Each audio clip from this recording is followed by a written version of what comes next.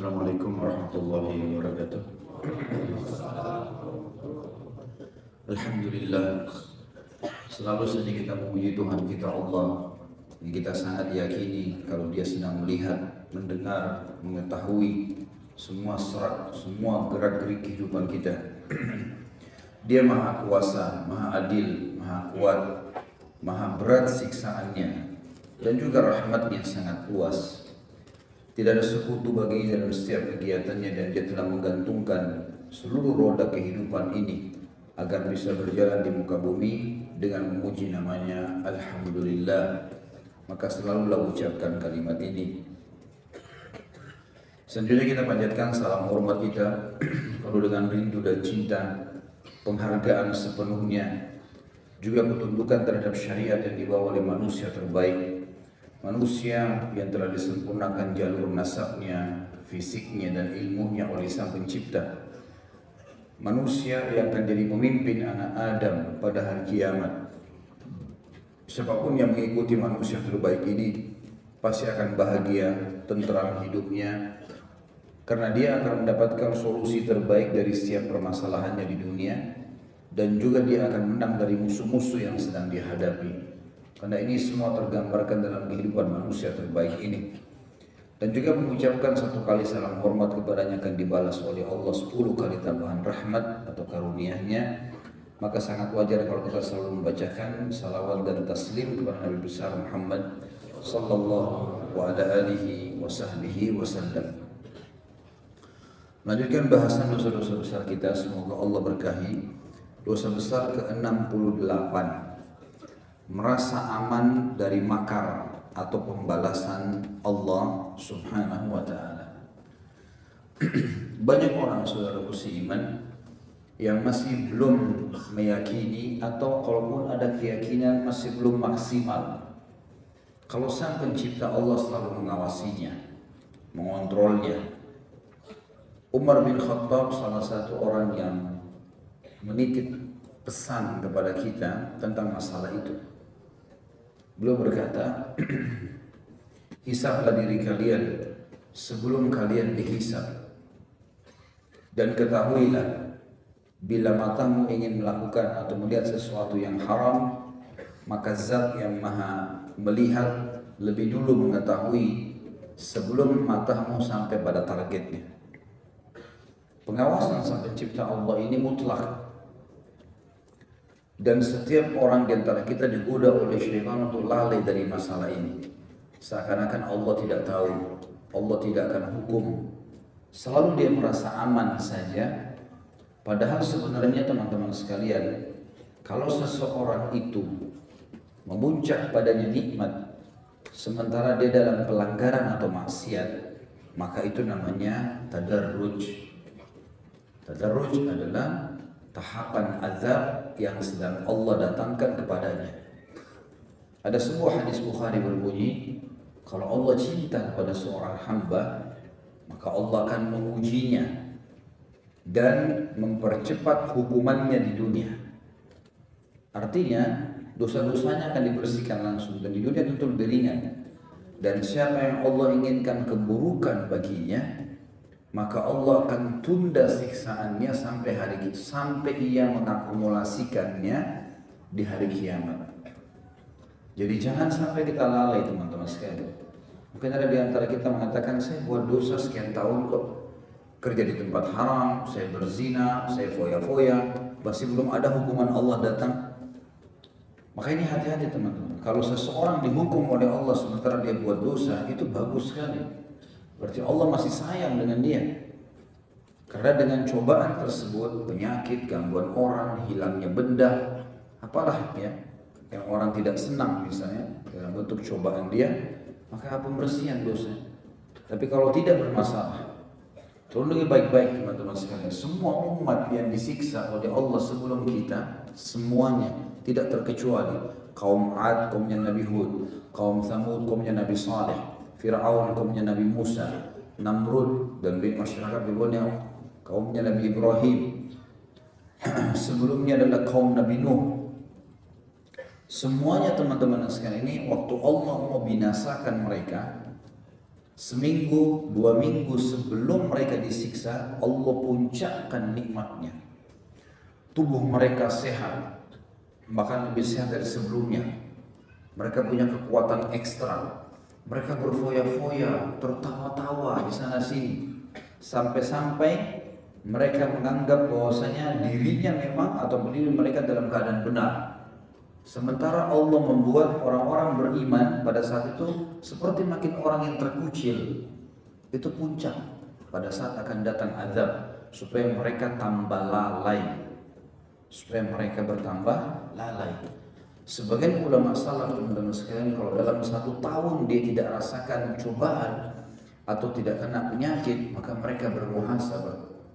Ada apa ini? Karena nggak mungkin dalam setahun saya nggak buat dosa. Maka mereka jadikan sebagai bahan muhasabah apa saja, sampai mereka menganggap kalau kaki mereka kesentuh batu pun ini adalah pembersihan dosa, diganggu oleh orang lain pembersihan dosa. Dan memang kita harus begitu. Ada orang menghina, ada orang memfitnah, dan jangan pernah mengkhayal teman-teman sekalian, hidup di dunia ini antum semuanya orang akan acungkan jempol. Mustahil itu, mengkhayal. Walaupun antum sudah sangat luar biasa tutur katanya, sudah tinggi ilmunya, sudah banyak hartanya, banyak bantu orang, tetap saja. Kenapa saya bilang begini? Karena orang yang terbaik di antara kita, Nabi Muhammad SAW, dalam hidupnya diganggu oleh orang. Beliau manusia terbaik. Baru selesai undang orang sahabat untuk jihad, tersebar lagi kata-kata yang tidak enak. Kata-kata yang tidak nyaman nih. Apa ini Muhammad ngajak-ngajak kami jihad? Orang-orang munafik ngomongnya begitu, sampai nggak sebutkan Rasulullah SAW. Tidak ada penghormatan.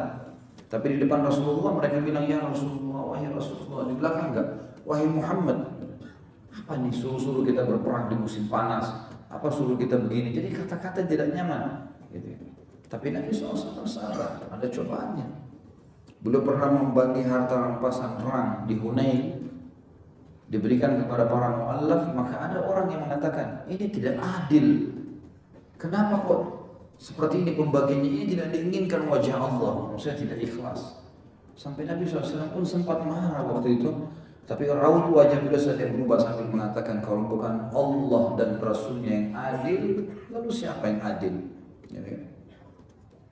Tapi ada cobaan-cobaan dalam kehidupan teman-teman sekalian. Ada cobaan. Dan cobaan ini positif bagi orang beriman. Gitu kan? Tentu yang tidak suka sama kita kalau kita dalam kondisi benar adalah orang-orang yang tidak benar, otomatis itu. Karena kalau orang yang sejalan dengan kebenaran dia pasti akan menerima, kan gitu. Seperti Rasulullah SAW yang benci adalah orang munafikin, orang kafir, tapi para sahabatnya tidak, loyal semua bersama beliau. Ridwanullahi alaihim, para sahabat sangat mencintai Nabi alaihi salatu wassalam. Begitu pula dengan para sahabat. Umar bin Khattab, siapa yang tidak kenal dengan ketegasannya, dengan keberaniannya. Tapi kan akhirnya ditusuk oleh Abu Lu'lu'. Ada orang yang tidak senang. Padahal Umar bin Khattab kalau jalan tidak pernah pakai pengawal, cuci bajunya sendiri, jalan keliling Madinah sendiri. Akhir hidupnya ditusuk. Siapa yang tidak kenal Utsman dan Ali bin Abi Thalib radhiyallahu anhum ajma'in? 2 anak mantu Nabi SAW, yang satu dapat julukan Dzun Nurain, ya. Yang satu diposisikan oleh Nabi SAW seperti posisi Harun di Musa alaihi wassalatu wassalam. Tapi juga mati dibunuh orang, ya. Utsman bin Affan dibunuh, nggak ditahu siapa pembunuhnya. Ali bin Abi Thalib keluar dari sholat subuh ditusuk oleh orang. Dan yang tusuk itu uniknya orang yang mengaku muslim, hafal Al-Quran, yang membunuhnya. Dan juga menganggap dirinya ahli ibadah, kena fitnah syaitan. Dia tusuk Ali bin Abi Thalib dan dia mengatakan, saya mendekatkan diri kepada Allah dengan perbuatan ini. Naudzubillah, fitnah yang besar. Maka teman-teman sekalian, ada cobaan datang dari Allah Subhanahu wa taala kepada orang beriman, ya. Nah, cobaan ini positif bagi kita kalau kita beriman, akan ada. Maksud saya di sini teman-teman yang saya ingin datangkan, jangan kita berpikir tidak akan ada masalah kalau kita sudah jalan di jalan yang benar. Akan ada masalah yang kita hadapi. tapi Allah memudahkan kita untuk melaluinya. Ada saja Allah siapkan perangkat-perangkat, orang-orang, ya, fasilitas-fasilitas yang bisa kita gunakan, yang akhirnya mengeluarkan kita dari masalah itu. Seperti itu. Bukan mustahil orang beriman, orang hafal Quran, kemudian ban mobilnya pecah. Ada banyak orang yang tabrakan meninggal. Yang gitu. Tapi kalau misalnya teman-teman sekalian sebaliknya, kita dalam keadaan maksiat dan tidak ada cobaan datang, ini yang masalah.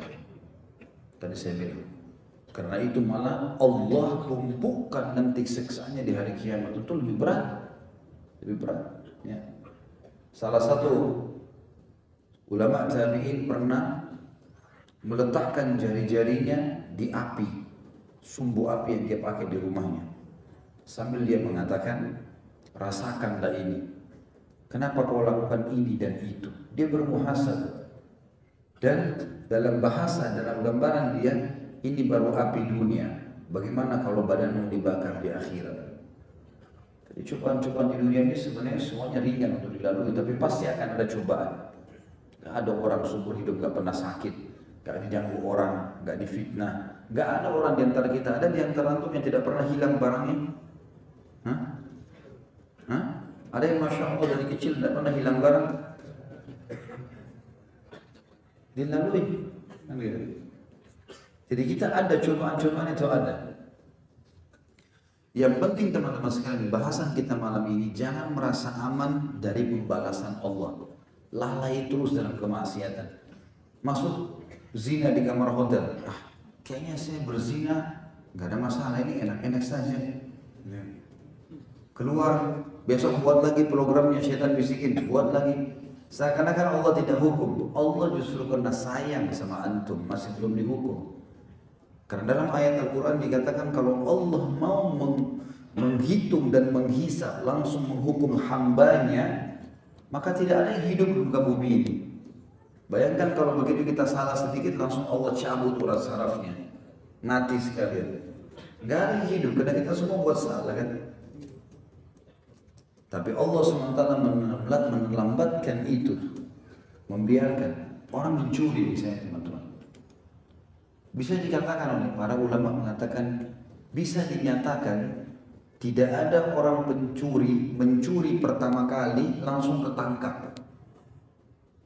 Contoh saja, bukan memudah-mudahkan maksiat, tapi kenapa Allah nggak langsung hukum dia, langsung ketangkap? Allah masih sayang sama dia. Diberikan kesempatan taubat, nanti dia ada rasa menyesal, tapi Allah berikan sinyal supaya dia takut. Misalnya ada orang melihat dia dikejar tapi lolos, supaya dia takut, jangan dia ulangi. Tapi banyak orang konyol, enggak diulangi, saya lalu lolos, sekarang saya lakukan.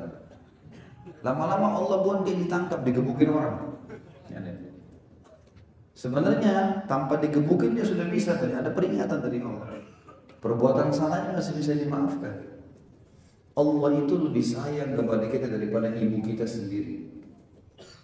Lebih sayang daripada kita sayang kepada anak kita sendiri. Kita sayang pada diri kita sendiri, Allah lebih sayang kepada kita. Wala taqtulu anfusakum innallaha kana bikum rahima. Kata Allah, jangan pernah sakiti, bunuh diri kalian, karena Allah sangat sayang dengan kalian.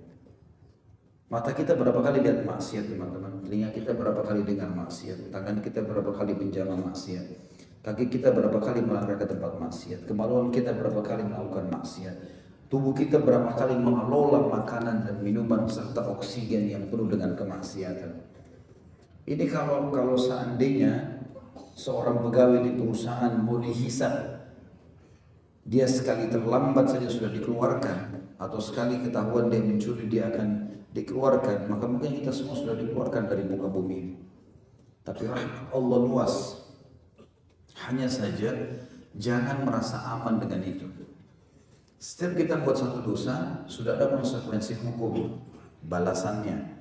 Tapi Allah lebih tahu bagaimana dia membalasnya.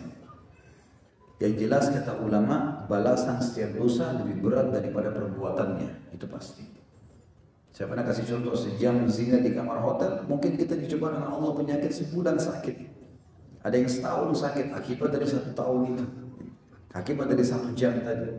Kalau kita ngulangin akumulasi lagi, maka lebih banyak, lebih banyak, lebih banyak. Dan untuk kembali ke jalan yang benar, kalau kita sudah membuka pintu maksiat, teman-teman sekalian, saya dan antum semuanya kita lemah manusia, sangat lemah, sensitif. Kita dengar sesuatu kita bisa berubah, ya. Lihat sesuatu kita bisa berubah, maka harus kita istiqomahkan diri kita. Kalau enggak masalah, harus kita paksakan diri di situ. Kalau setiap orang di antara kita berbuat kebaikan, teman-teman sekalian, mohonlah kepada Allah agar Allah kabulkan dan Allah mudahkan kita untuk istiqomah di situ. Ini yang Allah katakan dalam Al-Quran, A'udzubillahi minasyaitonirrajim, wa'bud rabbaka hatta ya'tiyakal yaqin. Kalau sudah dapat jalan yang benar, wahyu Al-Quran dan Sunnah, sembahlah Tuhanmu di atas kebenaran itu sampai kamu mati. Istiqomah di situ. Seperti itulah. Bahasan ini sebenarnya tidak terlalu panjang, teman-teman sekalian, tapi 2 bahasan yang sangat berdekatan. Dosa besar 68 dan 69. 68 ini berbunyi tentang merasa aman dari makar Allah. Terus lalai seakan-akan Allah tidak akan hukum. Perhatikan apa yang diingatkan oleh Allah SWT dalam Al-Quran. Kita mulai dengan surah Al-A'raf ayat 99. A'udzu billahi minasyaitonir rajim. Fala ya'manu makrallahi illal qaumul khasirun. Tidaklah merasa aman dari azab Allah melainkan orang-orang yang merugi. Orang-orang yang merugi. Jangan teman-teman berpikir, oh orang-orang kafir enak-enak foya-foya ke diskotik, mabuk-mabukan, zina, tidak ada cobaannya. Mustahil. Saya subhanallah baru hari ini saya terima cuplikan dikirim di WA dari teman saya di Jeddah. Kadang-kadang kami sering kirim cuplikan. Ada cuplikan dari beberapa kejadian yang tidak disangka, ya. Jadi ada longsor yang terjadi tanpa sebab, mobil-mobil di jalan pada jatuh, ada bangunan terbakar, rubuh. Tadinya pemadam kebakaran yakin bisa menyiramnya. Ada orang lagi jalan, tiba-tiba keprosot jatuh ke satu tempat. Lalu kemudian terakhir ada perkataan seorang syekh, tapi tidak dinyatakan gambar beliau, tidak ada tulis juga namanya. Dia mengatakan inilah yang disebutkan dalam hadis Nabi SAW, akan datang akhir zaman nanti, itu longsornya tanah-tanah, tenggelamnya manusia, ya, dipecahkannya bumi ini, ya, datangnya badai, dan itu pada saat musik dan perzinahan merajalela. Itu adalah hadis Hasan riwayat Imam Ahmad. Dan apa yang tersisa sekarang, teman-teman sekalian? Semuanya bisa terlihat di depan mata. Dan cuplikan itu seperti saya waktu lihat, seperti orang yang baru melihat kejadian. Mobil begitu rapinya tertata, tiba-tiba longsor, terpecah dan itu lalu mati. Jatuh mobil tersebut dan mati semua orang yang di situ seketika. Orang lagi jalan sama temannya di jalan yang bagus, tiba-tiba longsor, langsung jatuh, tenggelam ke dalam, mati. Dan sekian banyak cuplikan yang diperlihatkan. Dan ini betul teman-teman, tidak boleh orang merasa aman dengan makarnya Allah. Apa yang menghalangi Allah untuk mematikan kita? Nah, dalam surah Al-Mulk Allah mengatakan, A'udzubillahi minasyaitonirrajim, a'amintum man fis sama'i ay yakhsifa bikumul arda fa idza hiya tamur. Apakah kalian punya jaminan zat yang di langit itu tidak membelah bumi untuk kalian dan kalian tenggelam di dalamnya? Am amintum man fis sama'i yursila 'alaikum hasiba fasata'lamuna kaifa nadhir. Apakah kalian punya jaminan zat yang di langit tidak akan menyambarkan siksaan untuk kalian dari langit sana, ya, sehingga kalian bisa mendapatkan pertolongan? Bagaimana caranya kita bisa merasa aman? Bagaimana bisa seseorang di antara kita, teman-teman, merasa aman jalan, makan, minum, setiap saat bisa dicabut ruhnya oleh Allah, setiap saat bisa dipincangkan kakinya, setiap saat bisa ditulikan telinganya. Bagaimana dia bisa mengatur sebuah makar untuk mencelakakan saudaranya muslim atau apalah yang merusak agama ini, kemudian dia merasa aman? Susah sekali, ya. Ini hal-hal yang berat sebenarnya, tapi harusnya kita sebagai orang beriman memahami ayat ini, karena Allah SWT mengatakan, dan tidak ada yang merasa aman dari azabnya Allah melainkan orang-orang yang merugi. Kata para ulama tafsir, rugi secara fisik, rugi secara ruh, rugi secara segala dunia dan akhirat.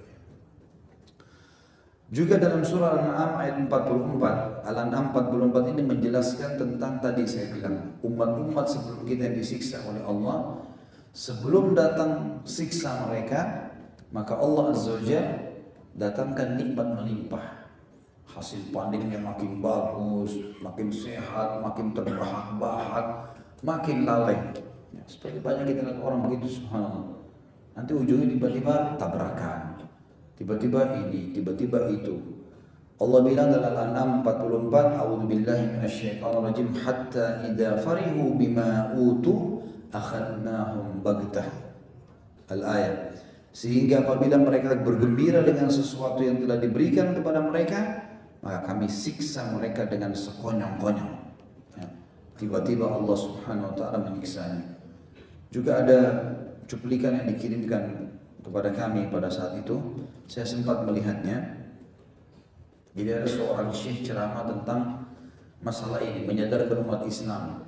Kita akan cuplikan bagaimana umat Islam ibadah di Mekah, ibadah di Madinah, masjid-masjid yang dipenuhi oleh umat Islam, mungkin majelis ilmu seperti ini ya, Masya Allah penuh. Orang-orang dikatakan oleh syekh itu, lihatlah bagaimana orang-orang beriman sebenarnya dalam keadaan tentram. Lalu didatangkan cuplikan, saya pun baru lihat itu. Rupanya ada kamera-kamera yang ditaruh di hotel-hotel di pinggir-pinggir pantai yang mengambil gambar-gambar, gitu kan. Dan diperlihatkanlah beberapa pantai-pantai yang penuh dengan kemaksiatan di Eropa, di Amerika Latin, yang di musim panas mereka bahkan tidak menggunakan pakaian. Tapi alhamdulillah kameranya itu jauh sekali dari atas bangunan tinggi sehingga tidak terlalu kelihatan masalah orang ini terbuka aurat atau tidak, kayak samar. Tapi kelihatan yang sangat jelas bagaimana ombak tsunami itu datang membinasakan mereka. Jadi cuma seperti semut kecil, manusia banyak dihantam dengan ombak tersebut sampai hotel-hotelnya pun rubuh semuanya. Ya, tempat-tempat mereka istirahat. Dan ini mungkin orang harus nonton lihat seperti ini supaya tahu kalau azabnya Allah bisa datang seketika. Karena banyak umat Islam menganggap di waktu dia ngomong, kita seperti orang-orang non-muslim itu berlihai-lihai, tempat maksiat kita datangi, akhirnya kita ikut-ikutan, minimal mendengarkan ya, musik-musik mereka atau mengikuti cara-cara hidup mereka. Padahal setiap saat bisa datang azabnya Allah. Ayat yang terakhir di dosa besar ke-68 yang diangkat Imam Al-Dhahabi, karena beliau angkat cuma 3 ayat saja, adalah surah Yunus ayat 7. A'udzu billahi minasyaitonir rajim. Innal ladzina la yarjuna liqa'ana wa radu bil hayatid dunya wa tama'annu biha wal ladzina hum an ayatina ghafilun. Sesungguhnya orang-orang yang tidak mengharapkan, maksudnya tidak percaya akan pertemuan dengan kami dan merasa puas dengan kehidupan di dunia ini serta merasa tentram dengan kehidupan ini, dan orang-orang yang melalaikan ayat-ayat kami. Maksudnya mereka adalah orang-orang yang akan dihukum oleh Allah Subhanahu wa ta'ala. Kita lanjutkan ke dosa besar 69, karena ini bersambung sebenarnya. Masalah putus asa dari rahmat Allah. Pertanyaan dimulai dari dosa besar ini teman-teman sekalian. Lalu bagaimana kalau saya terlanjur buat dosa, Ustaz?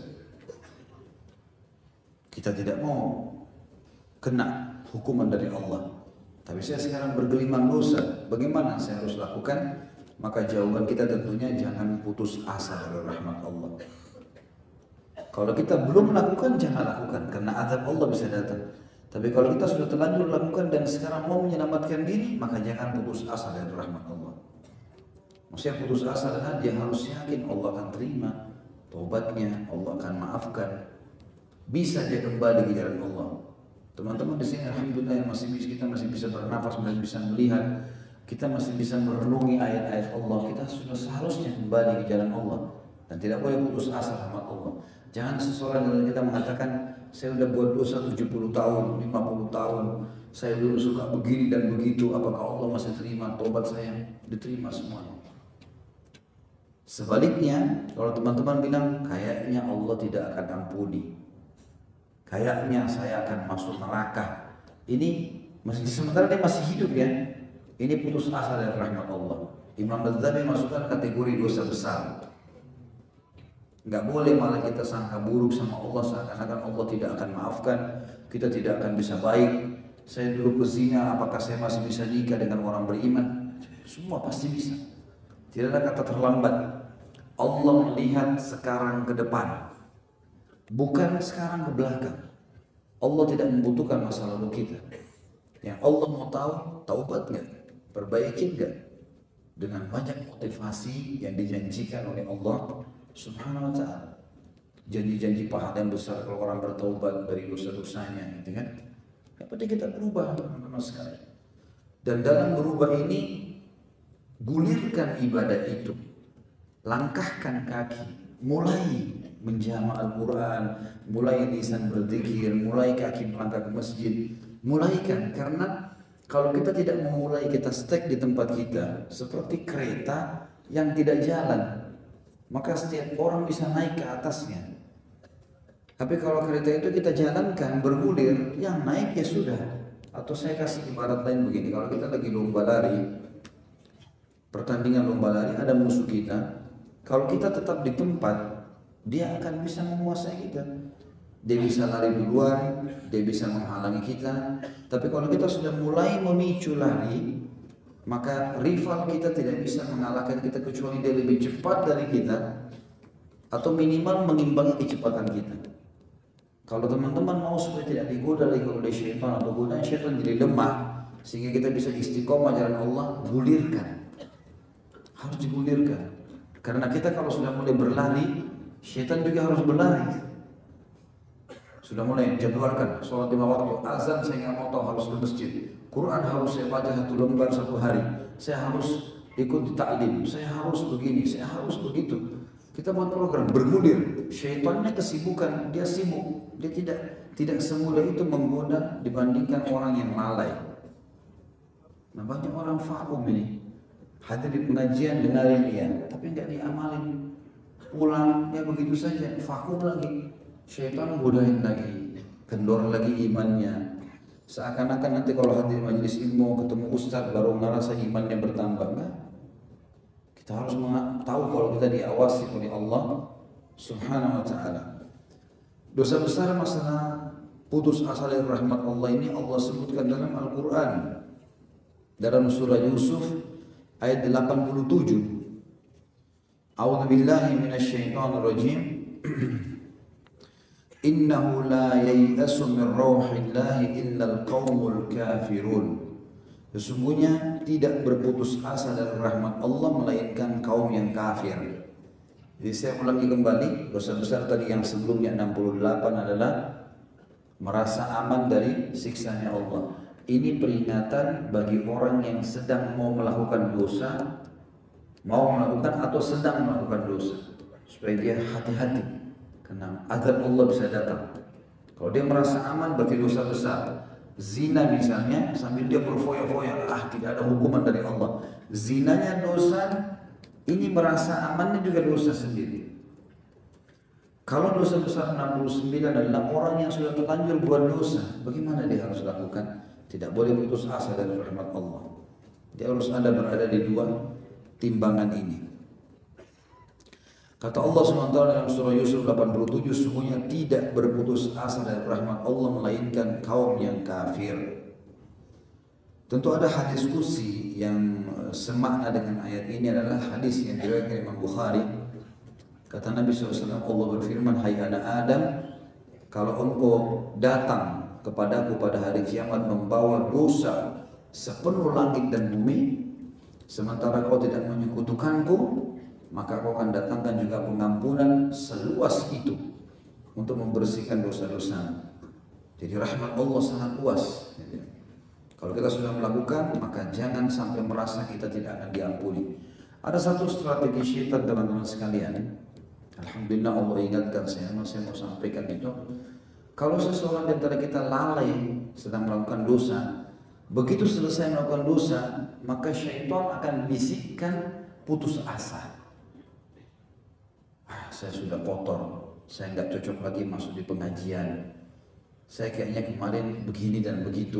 Sengaja supaya kita tidak segera bertaubat. Padahal perintah Allah beda, bukan begitu. Dalam ayat Al-Quran dikatakan, kalau mereka mengingat Allah, tadzakkaru, ya, maka mereka langsung kembali. Begitu mereka mengingat Allah, mengingat kalau ini dosa, langsung mereka berhenti. Maka ini yang diperintahkan Allah SWT. Tapi syaitan membuat kita seperti putus asa.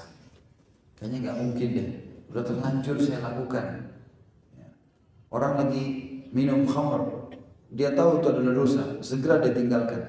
Tapi syaitan mengatakan sudahlah, sudah terlanjur, supaya tetap dia terjerumus dalam kesalahannya.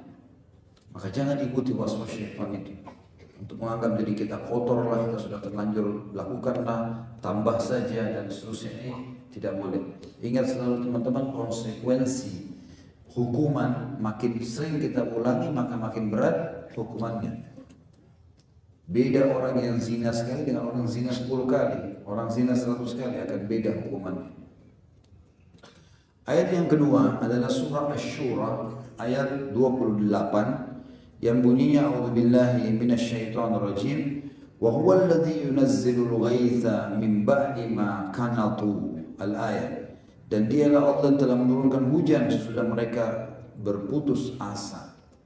Artinya ada orang subhanallah pada saat diuji oleh Allah, dia pikir Allah tidak akan menurunkan hujan, Allah tidak akan sembuhkan penyakitnya, Allah tidak akan mudahkan jodohnya, Allah tidak akan mudahkan dia dapat pekerjaan.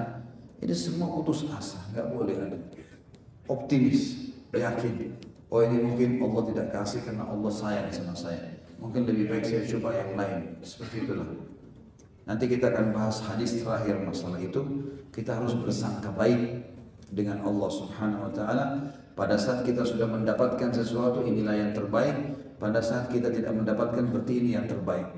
Jadi hati kita selalu dalam prasangkaan baik kepada Sang Pencipta Allah Subhanahu wa taala. Dalam surah Az-Zumar ayat 53 juga Allah berfirman, a'udzubillahi minasyaitonirrajim, dan ini ayat yang sangat mulia. Kita akan coba lihat ayat ini lengkap karena Imam Az-Zahabi rahimahullah tidak mengangkat ayat ini lengkap. Surah Az-Zumar surah nomor 39 ini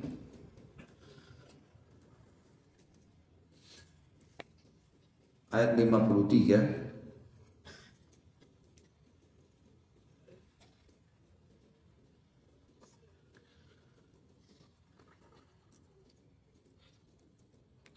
Qul ya ibadiyalladzina asrafu ala anfusihim la taqnatu min rahmatillah innallaha yaghfirudz dzunuba jami'a innahu huwal ghafurur rahim.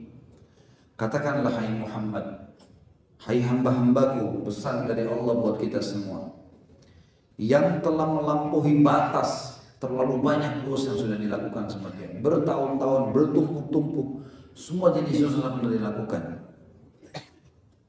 Katakan, hai hamba-hambaku yang telah melampaui batas terhadap diri mereka sendiri, janganlah kalian semua berputus asa dari rahmat Allah. Sesungguhnya Allah mengampuni dosa-dosa semuanya. Sesungguhnya dialah yang maha pengampun lagi maha penyayang. Ustaz, saya durhaka sama orang tua, diampuni. Saya minum khamr, diampuni. Saya berzina, diampuni. Saya membunuh, diampuni. Semua diampuni. Syirik kepada Allah pun, menyekutukan Allah atau menyembah syaitan, kalau taubat diterima sama Allah. Tidak ada kata-kata terlambat, Allah ampuni semua. Di ayat 54-nya Allah ingatkan kepada kita, ikuti jalan itu tadi, jangan putus asa, taubat segera. Sesungguhnya Dia maha pengampun lagi maha penyayang. Dia maafkan dan Dia tetap sayangi kita. Ayat 54-nya, wa anibu ila rabbikum wa aslimu lahu min qabli an ya'tiyakumul adzabu thumma la tunsarun. Dan kembalilah kalian semua kepada Tuhan kalian, segera menuju ke dalam agama ini, dan berserah dirilah kepadanya sebelum datang azab kepada kalian, kemudian kalian tidak dapat ditolong lagi. Sudah dapat petunjuk, sudah dengarkan dalilnya, sudah terima, amalkan, sudah selesai. Jangan sampai tunggu azab datang tidak ada lagi yang tolong gitu. Ayat 55-nya, wattabi'u ahsana ma unzila ilaikum min rabbikum min qabli an ya'tiyakumul adzabu baghtatan wa antum la tash'urun. Dan ikutilah sebaik-baik apa yang telah diturunkan kepada kalian dari Tuhan kalian, Al-Quran, dan sunnah Nabi SAW sebelum datang azab kepada kalian dengan tiba-tiba sedangkan kalian tidak menyadarinya. Ayat 56, antakula nafsu ya hasrata ala ma farrattu fi jambillahi wa in kuntu laminas sakhirin. Supaya jangan ada orang yang mengatakan amat besar penyesalanku atas kelalaianku dalam menunaikan kewajiban terhadap Allah, sedangkan aku sesungguhnya termasuk orang-orang yang memperolok-olok agama Allah. Jadi nanti hari kiamat ada orang yang mengucapkan itu, coba seandainya dulu ya saya sholat, coba saya hadir di majelis ilmu, coba begini dan begitu. Syaitan itu selalu berusaha teman-teman sekalian. Kayak misalnya orang hadir di majelis ilmu, bukan intinya masuk hadir satu kali, intinya istiqomah dah. Kalau hadir sekali kita bisa rasakan keimanan. Bagaimana kalau seandainya kita hadir setiap saat? Maka akan bertambah terus, gitu kan? Nah, syaitan biasa hiasi kita. Sudahlah, kan kemarin sudah tahu, oh majelis di Blok M itu begini, bahasanya itu, ya sudahlah, gitu kan? Tidak apa-apa lah, saya nanti Rabu depan lagi, itu tunda sendiri. Untuk apa dia tunda-tundain? Nanti akan ada penyesalan teman-teman sekalian. Penyesalan, walaupun kita dengar dari teman kita beda kalau kita hadir di majelis ilmu, minimal dapat keutamaannya, fadilahnya. Gitu. Berapa banyak saya dapat informasi yang masuk ke saya dari teman-teman kita yang tinggal di luar negeri, orang Indonesia, ikuti ceramah kita di YouTube, berharap bisa hadir sekali kayak antum hadir sekali, mau datang di majelis secara langsung, gitu. Karena mereka merasakan pada saat dengar di YouTube ada manfaatnya. Alhamdulillah bisa hadir gampang, apalagi penduduk Jakarta sangat dekat, ya. Ada kendaraan, ada transportasi, jangan datang penyesalan teman-teman sekalian. Masjid, berapa kali masjid kita lewatin teman-teman yang butuh bantuan, berapa yang antum bantu? Syaitan bisikin, itu masjid ada bidaannya enggak? Bukan urusan antum itu.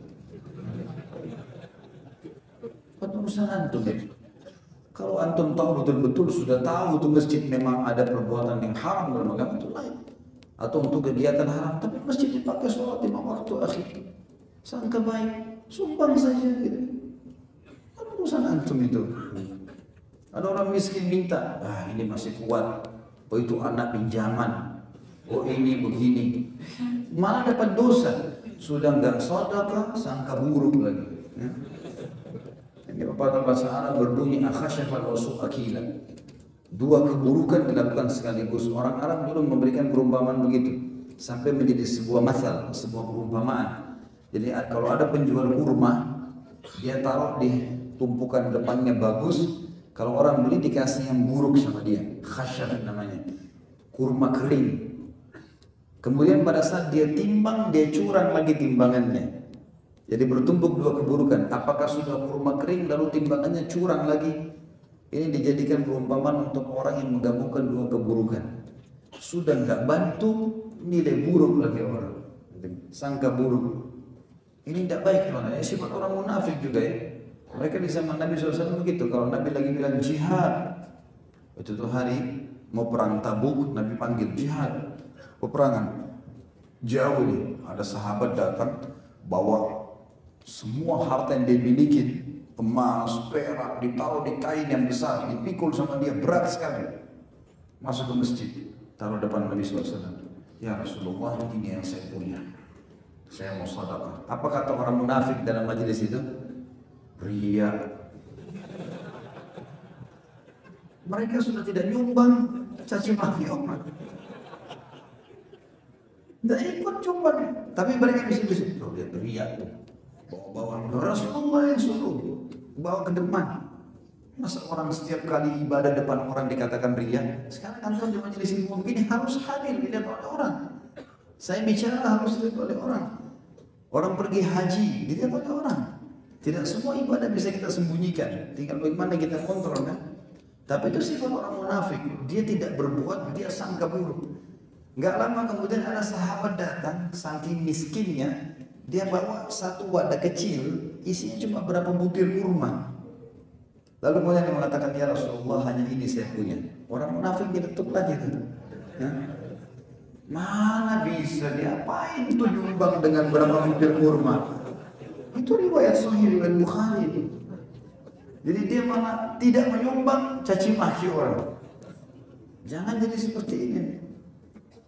Kalau di depan mata kita ibadah, saatnya eksekusi, bukan menilai. Sudah pernah saya bilang, azan lewat masjid, kayaknya tidak cocok sih, masjid sana aja. Bukan menilai, azan masuk, Allah sudah panggil, sholat, dan urusannya ini. Ada kekurangan, ada kesalahan yang nanti kita ingatkan. Kan gitu. Jadi bukan menilai, ada orang miskin minta saatnya eksekusi, kasih. Urusan kita sama Allah, Allah nilai, dia sih terima duit saja. Tidak usah nilai orang. Seperti itulah. Ya. Kemudian hadis dalam penutupan dosa besar ke-69 ini yang diangkat oleh Imam At-Tabi rahimahullah adalah hadis yang diriwayatkan oleh Imam Muslim dalam kitab Sifatul Jannah. Nomor 2877, Abu Dawud dalam kitab Al-Janaiz nomor 2389. La yamutanna ahadukum illa wa huwa husnul dhanni billah. Jangan pernah salah seorang di antara kalian, kata Nabi SAW, meninggal dunia melainkan dalam keadaan bersangka baik pada Allah. Ustaz, saya sudah beristighfar sekian tahun, Allah terima enggak ya? Harus sangka baik, Allah sudah terima. Saya sholat bisa diterima kan? Sudah penuhi syarat atau rukun, sudah penuhi sangka baik sama Allah. Bahkan puncak keyakinan seorang hamba sama Allah kalau dia mengatakan saya sudah ibadah, Allah akan terima. Saya melanggar, Allah akan hukum. Tidak ada keraguan. Orang beriman mati masuk surga, orang kafir mati masuk neraka. Tidak ada keraguan sama sekali. Sudah harus kita begitu. Karena memang Allah yang sampaikan begitu.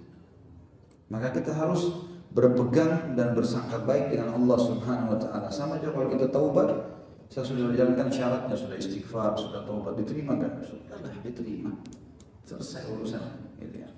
Yang jelas teman-teman sekalian, kita sedang berhadapan dan berhubungan dengan Sang Pencipta Allah, dan kita sama sekali tidak berhubungan dengan manusia-manusia ini ya. Jadi tugas kita adalah berhubungan dengan Allah Subhanahu wa taala. Allahu a'lam. Baik, ini bahasan kita, Allahu a'lam. Mungkin begitu saja. Kita tutup dengan doa kepada semoga Allah SWT memberkahi majelis kita dan dijadikan sebagai tambahan amal kita pada hari kiamat. Tidak pernah kita lupa berdoa kepada Allah agar semua dosa yang pernah kita lakukan dan kedua orang tua kita, seluruh kerabat kita agar diganti menjadi pahala dengan kemahamurahannya. Dan selalu kita berdoa agar Indonesia, negara kita yang tercinta ini menjadi negara yang aman, tentram, damai. Seluruh rezekinya dibukakan oleh Allah SWT, seluruh utangnya terlunasi dengan kemahamurahannya Sang Pencipta Allah, dan seluruh umat Islam berada di bawah naungan ukhuwah Islamiyah, diangkat perselisihan di antara mereka, dan juga mereka berada di bawah naungan ilmu syar'i yang benar dan iman yang benar, serta juga Allah Subhanahu wa taala menjadikan mereka semua menjadi penyebab hidayahnya orang-orang non-muslim di Indonesia ini, dan juga semoga seluruh wilayah Indonesia diberikan pemimpin muslim yang adil, yang kembali kepada Al-Quran dan Sunnah, dimulai dari jajaran pemimpin presiden sampai kepada jajaran pemerintahan ya, yang terkecil pun di negara kita ini, semuanya digunakan oleh Allah untuk menjalankan amanahnya dengan baik, dan juga diberikan hidayah supaya bisa menjalankan agama Allah dan menerapkan dalam hidup mereka. Dan semoga Indonesia menjadi contoh bagi negara-negara yang lain. Tidak pernah lupa kita doakan saudara kita di Palestina, di Syria, di Yaman, di Irak, di Myanmar, di Ahsa, di manapun mereka berada sedang tertindas. Semoga Allah ikhlaskan niat mereka, terima para syuhada mereka, mudahkan Islam di tangan mereka dan tangan kita semua, dan semoga Allah partisipasikan kita bersama mereka di pahala, baik dengan doa, dengan harta, juga dengan jiwa kita. Dan semoga Allah dengan kemahamurahannya menyatukan kita semua di surga firdausnya tanpa hisab. Sebagaimana ia satu di majelis ilmu yang mulia ini. Kalau benar pasti dari Allah, kalau ada salah pasti dari saya, mohon dimaafkan. Subhanakallahumma wa bihamdika, asyhadu an la ilaha illa anta, astaghfiruka wa atubu ilaik. Wassalamualaikum warahmatullahi wabarakatuh.